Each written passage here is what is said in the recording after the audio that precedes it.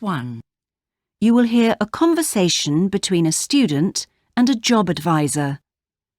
First, you have some time to look at questions 1 to 5.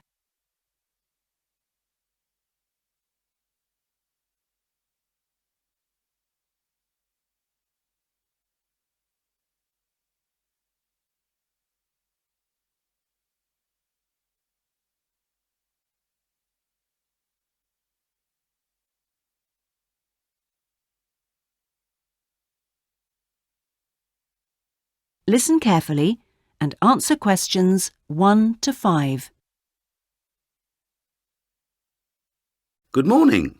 Oh, good morning.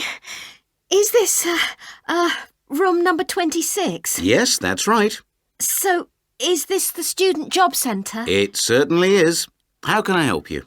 Well, actually, I'm looking for a job, a part-time job. Do you have anything available at the moment? Yes. Are you a registered student? I'm afraid this service is only available to full-time students. Yes, I am. I'm doing a degree in business studies. Here's my student card. Which year are you in? Well, I've been at uni for 4 years, but I'm in the 3rd year because I took last year off. Right. Well, let's just have a look at what positions are available at the moment.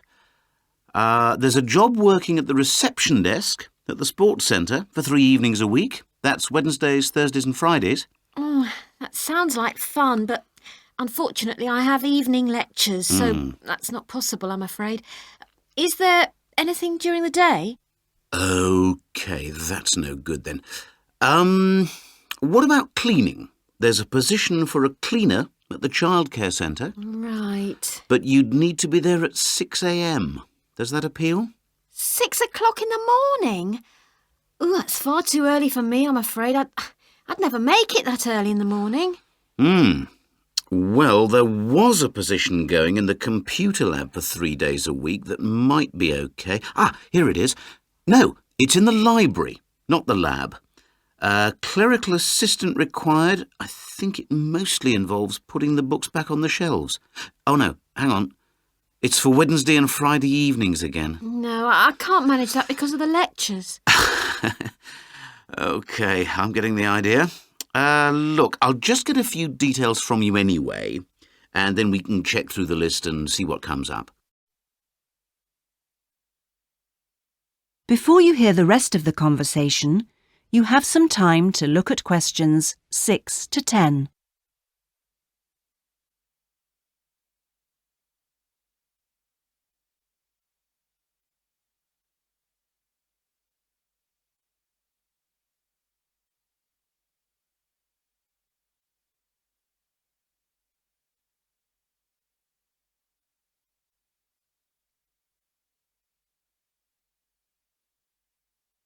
Now listen and answer questions 6 to 10.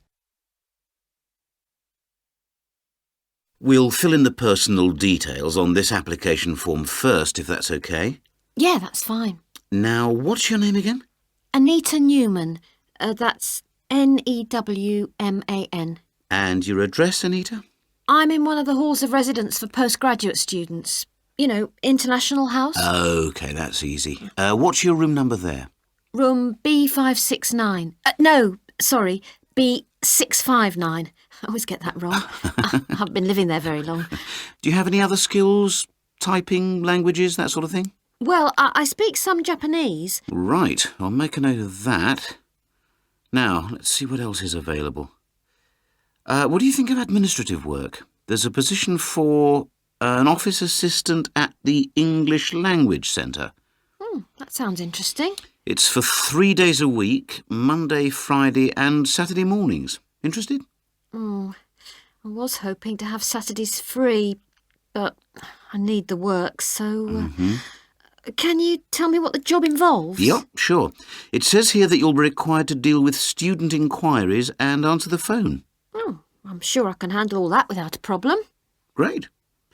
Well, would you like me to arrange an interview for you? Say Friday morning around 10? Can we make it a bit later? Unfortunately, I've got something to do at 10. Would that be okay? Not a problem. How about 11:30? Hope it works out for you, Anita. Me too. And thanks for all your help. That is the end of part 1. You now have half a minute to check your answers.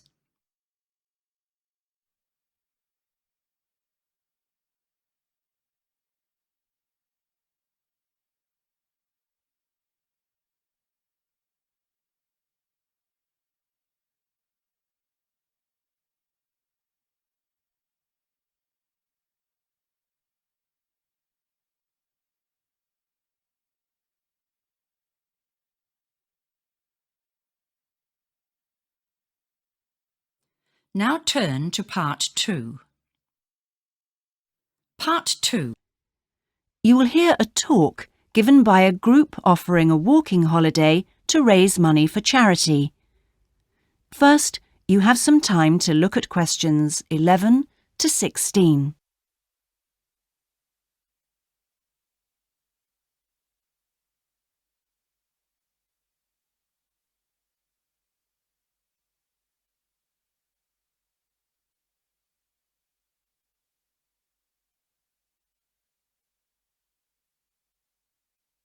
Now listen carefully and answer questions 11 to 16. Good morning. I'm very pleased to have been invited along to your club to talk about our charity-sponsored walking holiday for education aid.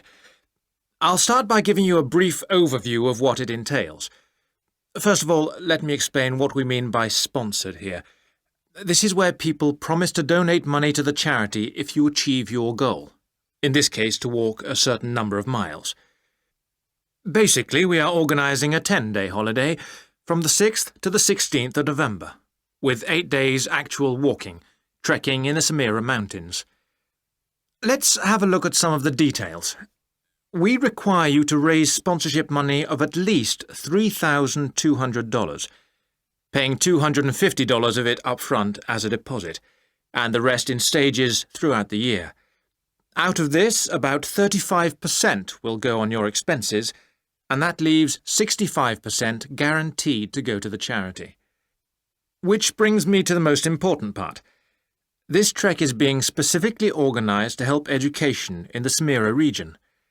Last year we helped train teachers for the disabled, and this year we're focusing on the pupils. Each of the walkers' sponsorship money will go to help an individual special needs pupil in one of the mountain schools. In the second part of the talk, I'll be giving you a lot more details. But back to the basic information. Age limits. This is the second time we've run this kind of holiday, and on the first we even had an 80-year-old. But we found it was wise to establish limits this time. You have to be at least 18, and the top limit is now 70, though you need to obtain a health certificate from your doctor if you are over 60 years old. Now, the Samira Mountains are among the highest in the world, but you mustn't be too daunted. We will mainly be trekking in the foothills only, although there will be spectacular views even in the foothills. However, you will need to be extremely fit if you aren't now and you're interested in coming with us. You have plenty of time to get into shape. You'll be sleeping in tents, so you must have quite a bit of equipment with you, but you will be helped by local assistants. Your bedding and so forth will be carried by them. We ask that you only walk with a small rucksack with needs for the day. I don't think I've really said enough about the marvellous area you'll be walking in. Let's have a look at some of the sights you'll be seeing. Apart from these spectacular snow-covered peaks and valleys, there are marvellous historic villages. The area has been famous for centuries for making beautiful carpets, although recently there has been a trend to move into weaving blankets and wood carving. The people are extremely friendly and welcoming. We deliberately keep the party small in size to minimise disruption to people and landscape.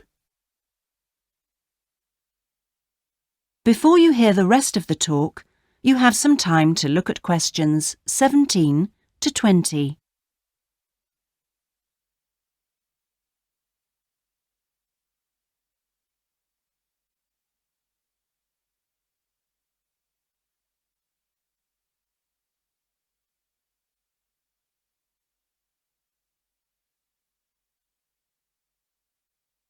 Now listen and answer questions 17 to 20.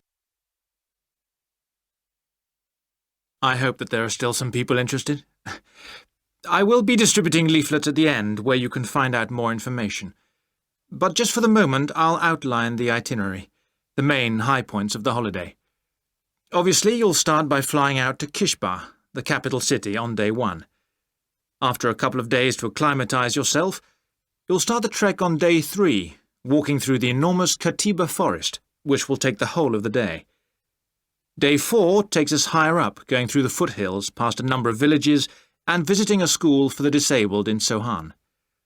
Then you have a rest day, that's day 5, before going to the spectacular Kumi Temple, with 12th century carvings, set in a small forest by a lake, and that's day 6, the highlight for many.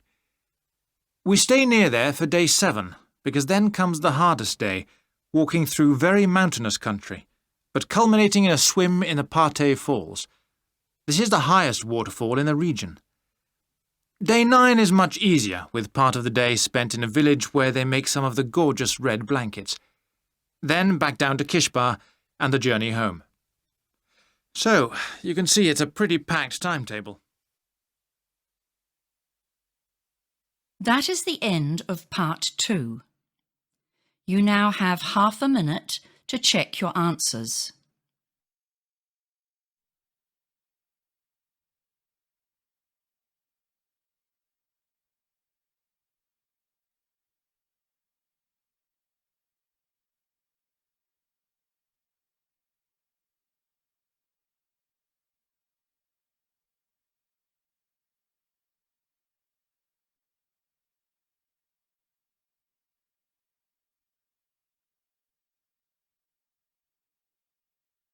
Now turn to part 3. Part 3. You will hear part of a seminar on ocean research given by a climate scientist. First, you have some time to look at questions 21 to 25.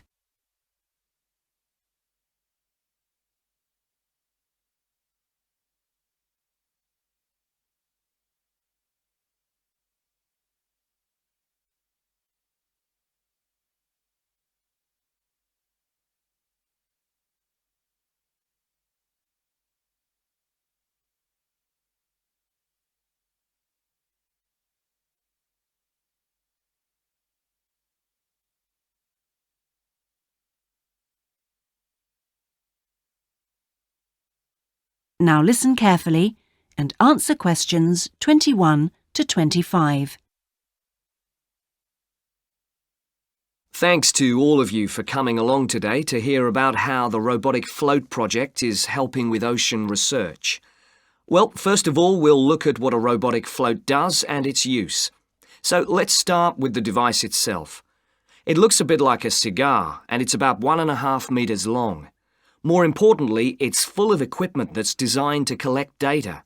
So it can help us in building up a profile of different factors which work together within the world's oceans. Sounds like a big project. Isn't it too big for one country to undertake? That's quite true, but this project is a really good example of international cooperation.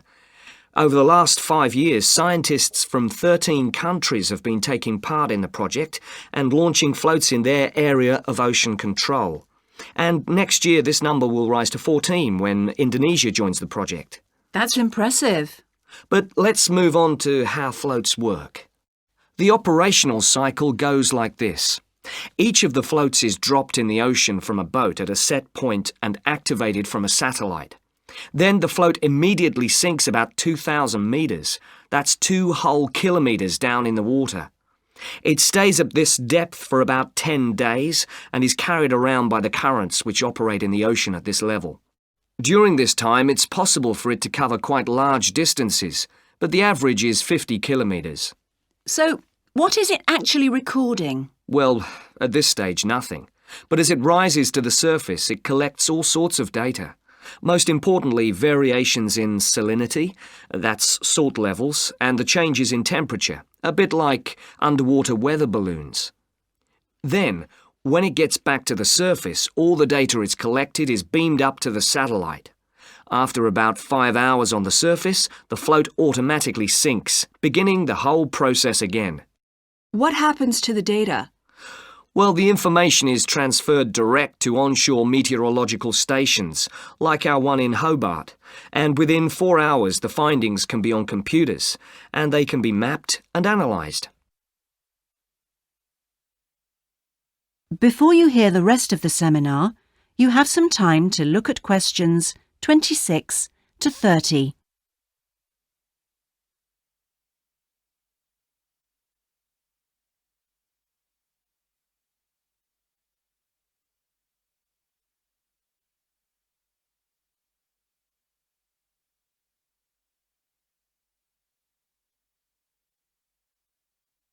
Now listen and answer questions 26 to 30.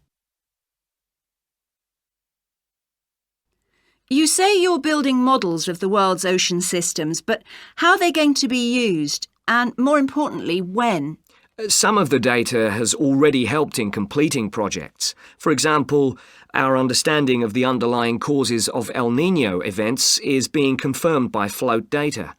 Another way we're using float data is to help us to understand the mechanics of climate change, like global warming and ozone depletion. That's part of an ongoing variability study, but the results are still a long way off. However, this is not the case with our ocean weather forecasting. Because we know from the floats what the prevailing weather conditions will be in certain parts of the ocean, we can advise the Navy on search and rescue missions. That's happening right now, and many yachtsmen owe their lives to the success of this project. In addition, the float data can help us to look at the biological implications of ocean processes. Would that help with preserving fish stocks? Yes, and advising governments on fisheries legislation. We're well on the way to completing a project on this. We hope it will help to bring about more sustainable fishing practices. We'll be seeing the results of that quite soon. It sounds like the data from floats has lots of applications. Yes, it does. It's also a powerful agricultural tool. If we were aware of what the weather would be like, say, next year, we could make sure that the farmers planted appropriate grain varieties to produce the best yield from the available rainfall. That sounds a bit like science fiction, especially when now we can't even tell them when a drought will break. I agree that this concept is still a long way in the future, but it will come eventually, and the float data will have made a contribution. That is the end of part 3. You now have half a minute to check your answers.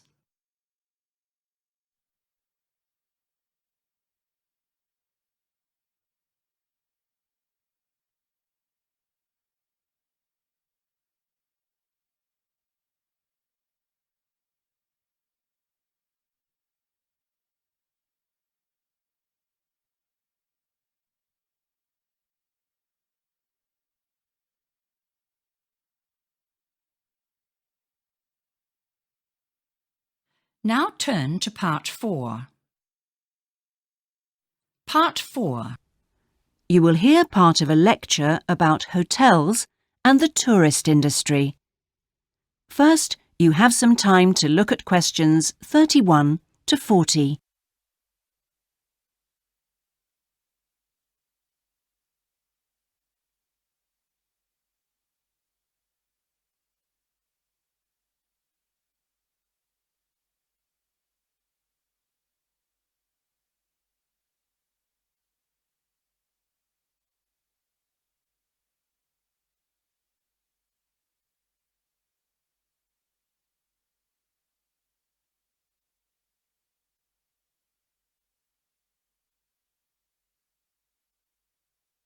Now listen carefully and answer questions 31 to 40. Good morning, everyone. Today's lecture forms part of the Hospitality and Tourism module. Last week, I looked at the economy end of the hotel business. This week, I'm going to discuss the luxury end of the market. Let's consider the following scenario. You wake up in the middle of the night in a strange hotel miles away from home, disoriented most probably from jet lag, when even the most expensive surroundings can seem empty and dispiriting. You have paid a great deal of money to stay in this first-class hotel with its contemporary technology, but according to recent research carried out by an international travel and public relations company, all is not well. The research suggests that even the most opulent, luxurious hotels seem to have underestimated the most basic needs of their customers, be they traveling for work or pleasure. The need to feel at home in surroundings which are both familiar and inviting. Do these findings, however, apply only to hotels situated in particular areas? Is it possible that the external environment can affect a guest's well-being? The company's research covered a whole range of different hotel types, both independent hotels and those which are part of large chains. They investigated chic so-called boutique hotels in the heart of downtown business districts, stately mansions located in the depths of beautiful countryside, and plush hotels built at the edge of tropical beaches, surrounded by palm trees and idyllic blue ocean. And the research concluded that what was outside the hotel building simply didn't matter. This is a fascinating revelation, and those of you hoping to move into careers in the travel and leisure industry would be well advised to look at the findings in more detail. But back to the main point of this lecture, the need to feel at home. What can the hotel industry do about it? And is the very idea so subjective that it's impossible to do anything about it on a global basis?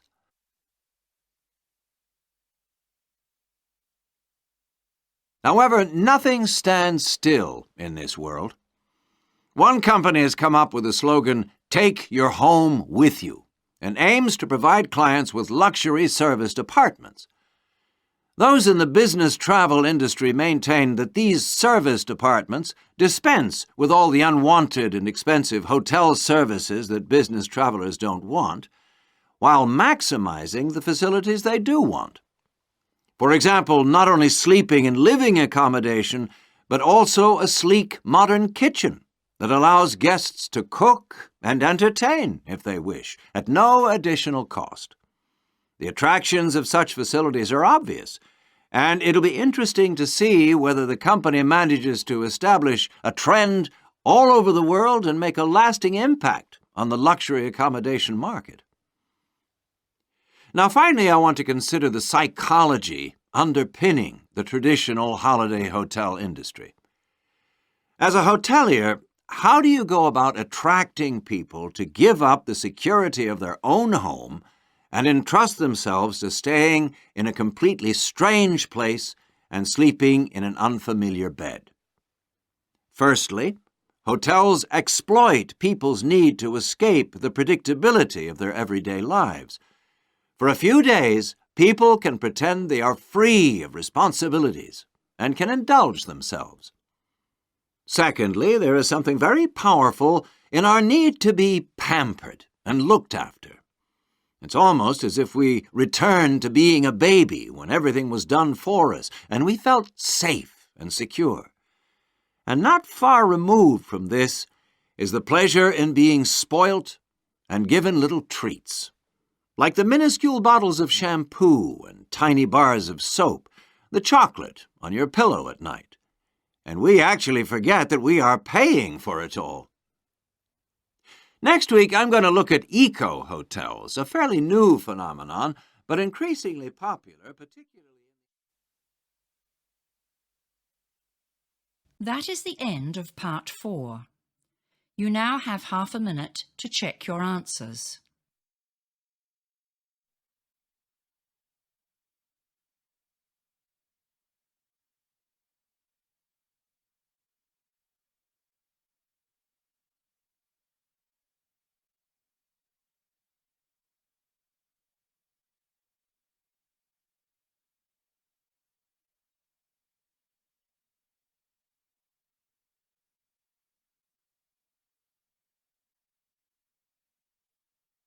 That is the end of the listening test. In the IELTS test, you would now have 10 minutes to transfer your answers to the answer sheet.